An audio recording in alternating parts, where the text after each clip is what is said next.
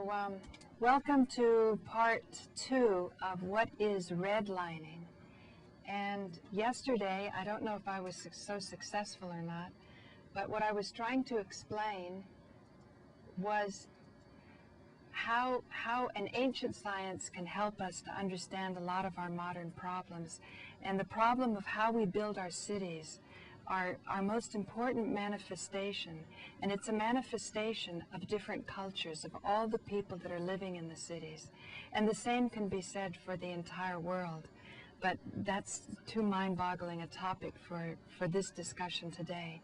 I tried to emphasize yesterday, I mean, it's a difficult topic, what it is, our creation, how we manifest reality. I was trying to say in the 60s there was a lot of excitement, a lot of heartbreak, and a lot of enthusiasm. There was a basic tension between the administration, who was trying to turn out a product. The university was viewed as something that had a dollar value at the end of the day. And the students and the teachers who were part of this system wanted to be viewed as something more. They wanted to be seen for their humanity. They wanted to be seen for their contribution to civilization, which oftentimes isn't something that can be bought and sold, that you don't put a price on it. So in the same way, we can view our creations where we live. And I wanted to illustrate that even though money seems to be such a great thing, and the New Deal, a lot of money was coming, when people headed out to the suburbs and they lived in these little boxy things, what kind of culture were they producing? Meanwhile, back in Harlem, where there was a lot of suffering, definitely, look at where a lot of the art comes, a lot of the deep singing and deep inspiration for what the meaning of life is about. And the beauty can be when we come together and we share our experiences. And in the same way, when you say mantras, you have to use a certain discrimination. As I explained yesterday, mantras were vibrations, sounds, something that you appreciate with your ear, known through tradition of masters who have achieved exalted states of consciousness. These sounds are known to produce very beneficial effects, positive, divine, beneficial effects on people. There's many, many more mantras that can be appreciated with your ears, more than yantras, symbols or signs that you appreciate with your eyes. And it's the structure that the divine sits in. So we know, those of us who are people of the book, I'm sure it's in the Islamic tradition also, Judaism, Islam, and Christianity have all indicated that our Bible, that our body is made in the image of God. So should our environments where we house our bodies and where our bodies conduct their day-to-day activity. So I pointed out that at UC Berkeley, after all of this turmoil of the 60s had been accomplished, had been lived through, one of the departments that seemed to attract the most important thinkers, the most progressive thinkers, I mean really progressive, was city planning. And I think there was an important book that was given to me when I was trying to create an eco-village in Cyprus. I brought some architects from Sedona, along with people from the Center for Alternative Technology in Wales, who were looking into renewable energies. And I think the book was called A Pattern Language, and it was talking about how to lay out physical environments. And it said that as soon as the automobile dominated more than about 10% of the landscape, you didn't have the kind of human connection between human beings that you had before the time that the automobile was dominating 10% or more of the environment. So this means, like, I remember in the 50s going back to Greece, my father took us on a trip to meet my grandfather, who of course didn't speak English. And I remember I was struck how when my grandmother was maybe hanging things out to dry, her balcony could speak to the person in the balcony across the street because the streets were that narrow. So this gives a feeling of the yantra, or the setup of the city. And I'm claiming that high science for manifestation, like in city planning, like Berkeley was indicating, there was a lot of excitement about the hints that we got through drugs, LSD and so on. I myself didn't take very many drugs, and since that time I learned transcendental meditation. You weren't supposed to take any drugs. I haven't for over 30 years. But I appreciate those that have, and I appreciate the understandings of the depth of consciousness and how we are psychophysical beings. But in any case, city planning is a very important thing because you clone together higher consciousness with the practicality of what you're achieving on this dimension. So with that in mind, I want to continue with what we were doing yesterday, which is to consider the topic of redlining. When your ratings go down is, of course, that your housing property goes down. So, for instance, white Brooklynites living in the old sections of North Brooklyn all of a sudden find out that their housing is less valuable, not because they've done anything and not because their neighborhood has changed, but because banks won't lend anyone money to move there unless those people are black. After the Homeowners Loan Corporation begins segregating on the federal level and working with local banks in Brooklyn, Manhattan, and the Bronx, and Queens, the state gets involved in redlining. They also map out in Brooklyn. They go block by block, and this time they look for only black and Latino persons, and a single black person living on a block is enough to redline a block. The effect will be, in fact, to do extraordinary damage to black communities throughout New York. All of a sudden, black communities that had been scattered throughout New York City, which had long traditions in certain neighborhoods in the southern part of New York, throughout Brooklyn and Queens, and even on Staten Island, were being physically segregated, rooted up. When the Homeowners Loan Corporation finishes its work in the 1940s, it has dramatically altered the makeup of Brooklyn. In 1930, when the Depression starts, black Brooklynites are actually the least segregated group physically in the borough. By 1950, they're the most segregated group. The segregation is all in central Brooklyn in the Bedford-Stuyvesant district, and that will become the largest black ghetto in the United States by the end of the 1960s. In the 1930s, Harlem goes from being an ethnic community with quite a bit of mobility and optimism to a racial slum with very little optimism, very little hope. The federal government had armed banks and insurance companies and real estate dealers with the public authority to keep black people inside that physical space and to force new black migrants to the city inside similar physical spaces. So that as Harlem expands in the 1930s and 1940s, as Bedford-Stuyvesant expands in the 40s and 50s, what remains true about them is black communities no longer control their own destiny. By the 50s and 60s, they're being forced and physically quarantined inside the city at a time when white Americans are peculiarly mobile. Why is there a black ghetto in every city in the United States? The answer is public policy, the way we remap cities racially in order to solve economic crises. Year after year, the walls of racial segregation and discrimination closed in around the city's African-American population. To some, the most infuriating bigotry of all was to be found in the heart of Harlem itself, where almost none of the dozens of white-owned shops and businesses that lined 125th Street, the commercial spine of the district, was willing to hire African Americans in any capacity. What he says is that because white owners in Harlem were not hiring black people, that this caused the economic problems. I'm saying that we should go even deeper than this, and this is why I'm always so hopeful, no matter how grim the situation may be on the outside, is that we need to make connections with our divinity, and we need to honor the traditions that we were born into and master those traditions before we have the capacity to understand the divinity and the beauty in someone else's tradition.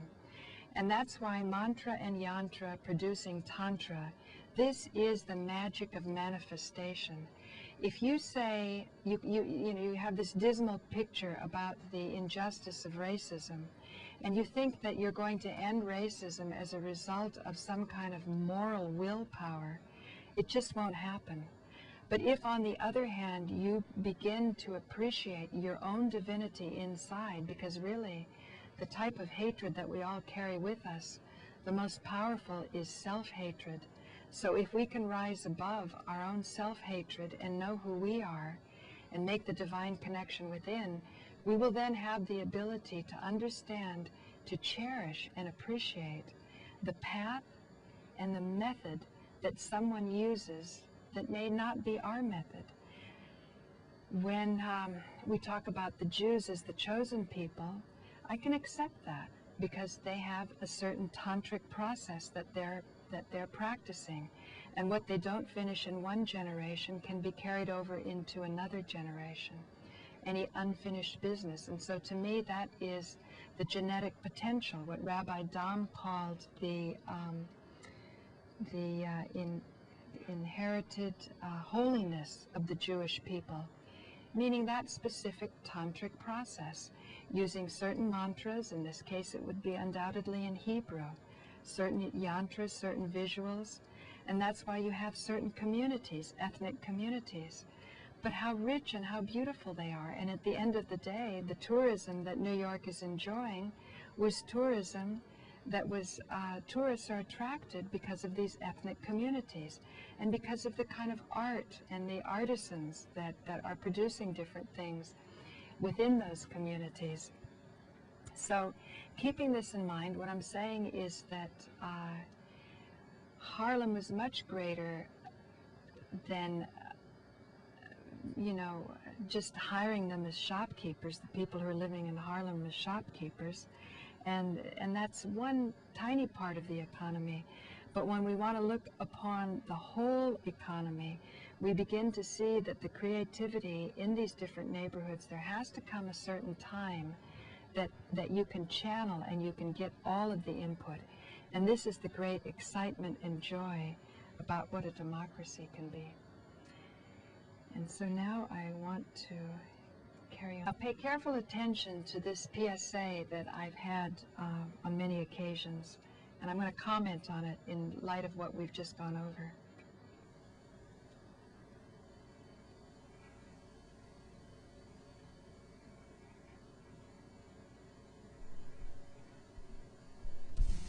Movement here in the United States have to understand one very important thing.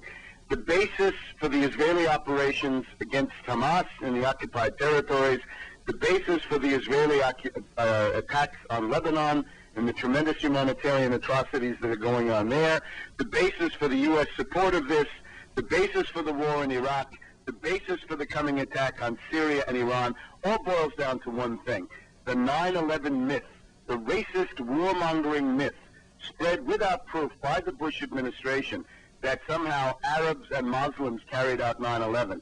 The truth, of course, is that the 9/11 attacks were a war provocation coming from the bowels of the CIA, the Pentagon, the NSA, the NSC, and so forth.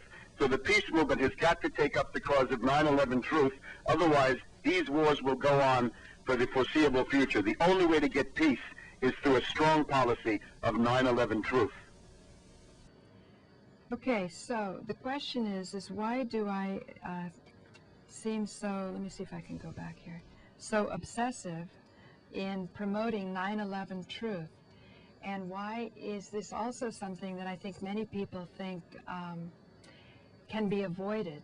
And we can still, just sort of morally do something good, like get out of Iraq or reduce the escalation of violence all over the world now.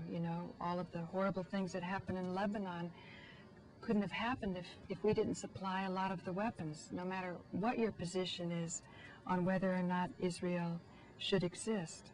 I have introduced some concepts that the Messiah is something very important in the makeup of Israel. On the other hand, I must say, it would be kind of interesting to compare creating the state of Israel to what I've witnessed in other parts of the world where masters have produced miracles. And in the next few days, I want to show you some of those masters, and you'll have some of an idea of what it means to worship Shakti, or to try to hook the power, because Shakti is the feminine, it's movement, it's the 5 elements.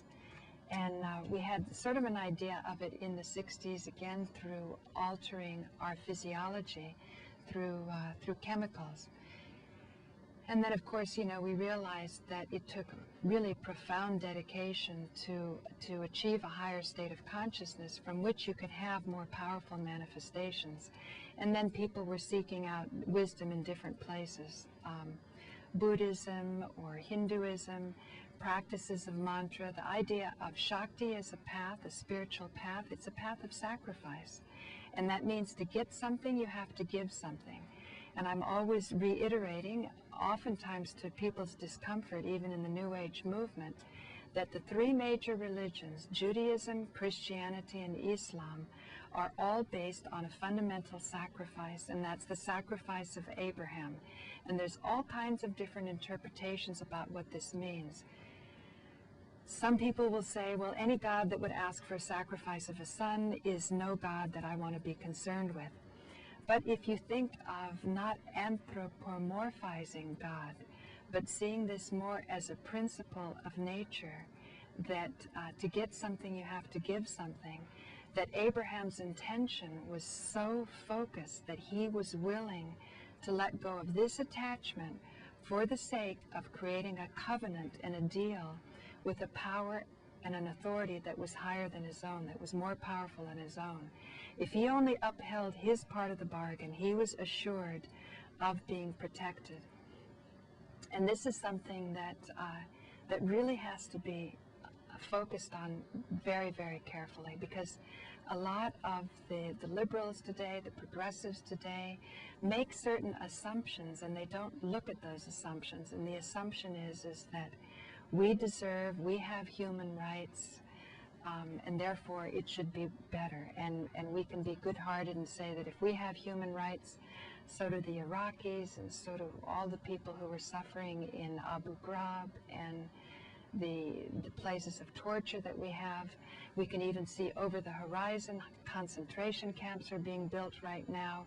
If we don't wake up and take back our power, or if not take back, because we never quite understood what our power was, seek to develop this divine connection, so that when we have this divine connection, from that platform, we'll be able to have more effective manifestations. And again, when I say how ancient science can address modern problems, I'm saying perhaps some of the biggest conspiracies have to do with conspiracies in religion. I have called in to certain talk show hosts who are in Christian channels, and they have these very passionate outlooks. And sometimes I see them practicing intellectual terrorism on their own callers. In one case, I was listening to one show where the lady was saying, it's because the American people don't know how to repent that we're having this mess overseas. And the host was saying, but our president is praying every single day. Well, there's evidence that the prayer is not that effective. And I could see that he was very attached to the idea that he has a Christian president, and the Christian president, like all Christians, have humility, and they say, I don't know everything, and they bow down, they pray. But there's a huge art to knowing what this real humility is all about. And I said to him, if you could show that certain responsibilities in the office of president was not carried out, would you be willing to acknowledge that impeachment, and to go for impeachment, is not only not unpatriotic, it's patriotic. It's written into our Constitution as part of our checks and balances, but that it's also totally Christian to go for impeachment. And he had to sort of review it. I mean, he totally was not aware of a lot of the things the people in the 9/11 Truth Movement are aware of. And I assumed by his intelligence that he was aware of it. But he actually wasn't. and he really did believe. I said, please send me all the material that makes you believe that 9/11 came down in the way the official version came down. And he said, well, he hemmed and hawed and said, well, why don't you send me what you believe is so?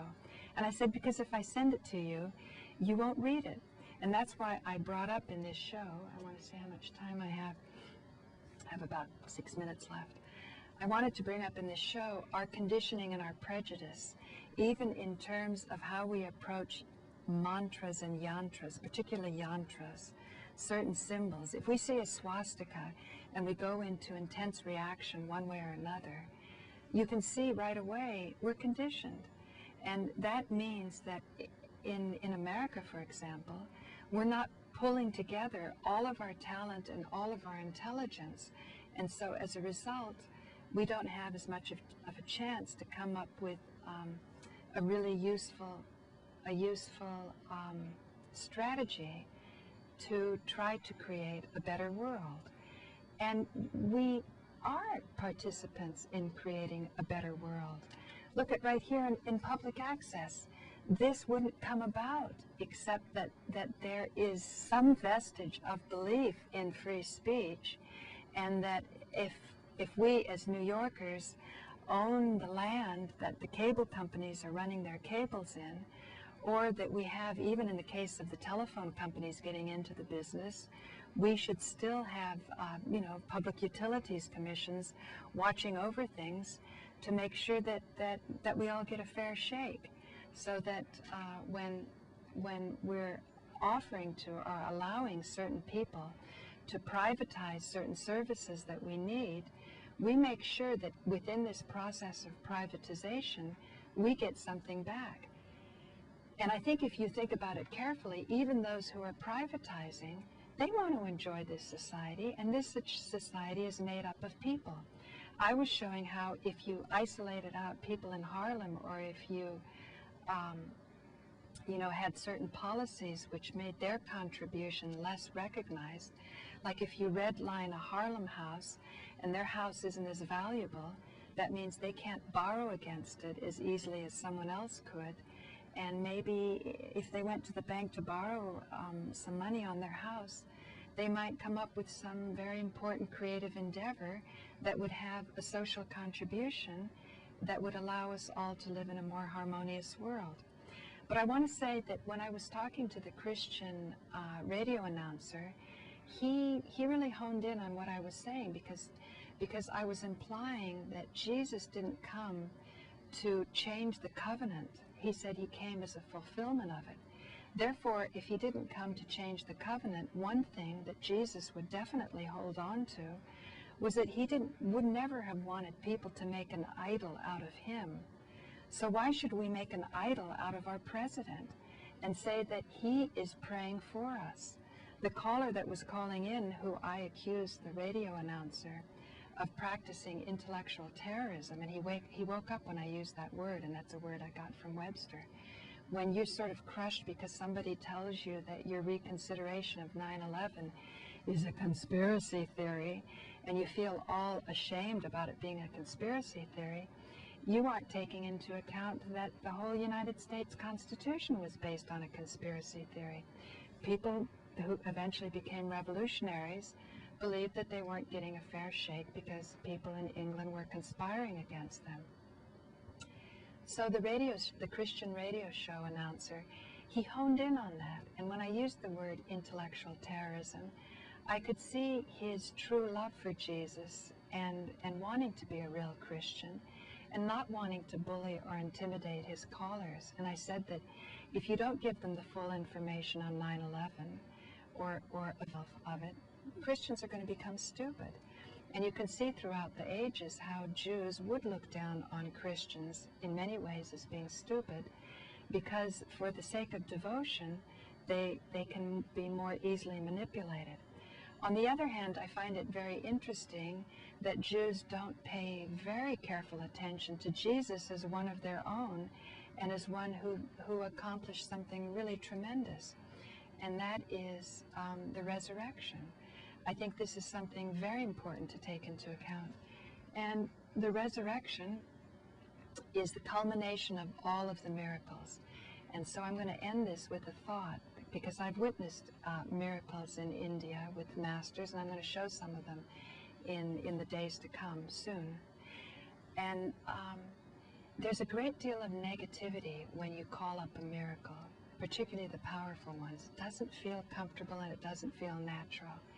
And so what I'm going to put on the table, and I would love to be in a position to get calls again in the future, I'd like to get a dialogue going, that even though you can see a lot of mischief in the state of Israel, its creation, you know, pushing out Palestinians and the whole way that Zionism was colluding with the Nazis, that this may be a type of miracle to kind of fast track or bring on a situation that we didn't quite understand yet, but that perhaps when the situation gets critical, we will be propelled into an understanding. And this is something I think that we can use the public access studios to promote a dialogue and an understanding. So, in the occupied territories, the basis for the Israeli attacks on Lebanon and the tremendous humanitarian atrocities that are going on there, the basis for the U.S. support of this, the basis for the war in Iraq, the basis for the coming attack on Syria and Iran, all boils down to one thing: the 9/11 myth, the racist warmongering myth, spread without proof by the Bush administration that somehow Arabs and Muslims carried out 9/11. The truth, of course, is that the 9/11 attacks were a war provocation coming from the bowels of the CIA, the Pentagon, the NSA, the NSC, and so forth. So the peace movement has got to take up the cause of 9/11 truth. Otherwise, these wars will go on for the foreseeable future. The only way to get peace is through a strong policy of 9/11 truth. okay, so I'm just going to leave you with these thoughts that we've gone over racism, redlining. It's important that we know what our cultures are. Like, it's nice to be in a neighborhood where we feel it supports the values that we believe in, but a certain time comes when those values that we believe in must connect us to our total divinity. And when we're connected to our total divinity, we can come together with huge richness, and we can better know God, whatever that may be, however we may feel he, she, or it, if it's the balance of elements looks. I'm Paula Gloria. Thank you for joining me.